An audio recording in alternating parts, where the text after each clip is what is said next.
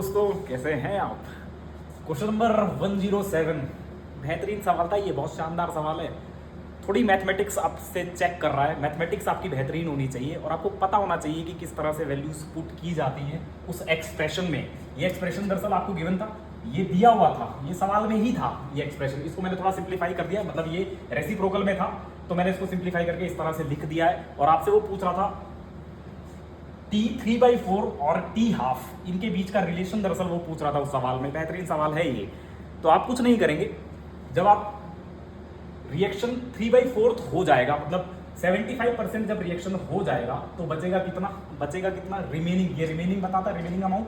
तो इनिशियल की 1/4 बच जाएगी। बस ये वैल्यूज दरअसल आपको पुट करनी थी इस एक्सप्रेशन में, इस जनरल एक्सप्रेशन में ये वैल्यूज पुट करनी थी।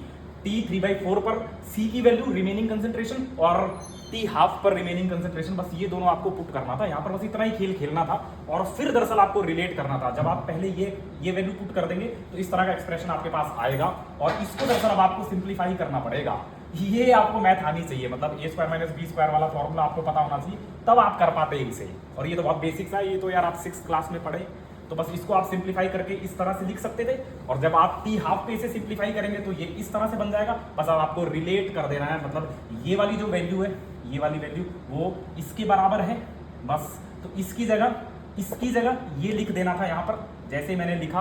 तो फिर आपको टी 3/4 और टी हाफ के बीच में रिलेशन मिल जाएगा, जो कि इस तरह का होगा। मतलब बहुत बढ़िया सवाल था ये, और ये एक जनरल एक्सप्रेशन है nth ऑर्डर रिएक्शन का टी 3/4 और टी हाफ के बीच। अगर आपको ऑर्डर ऑफ रिएक्शन पता है तो फिर आप किसी भी ऑर्डर ऑफ रिएक्शन के लिए टी 3/4 और टी हाफ के बीच रिलेशन निकाल सकते हैं। जबरदस्त सवाल था ये, इसका ए वाला ऑप्शन सही होगा।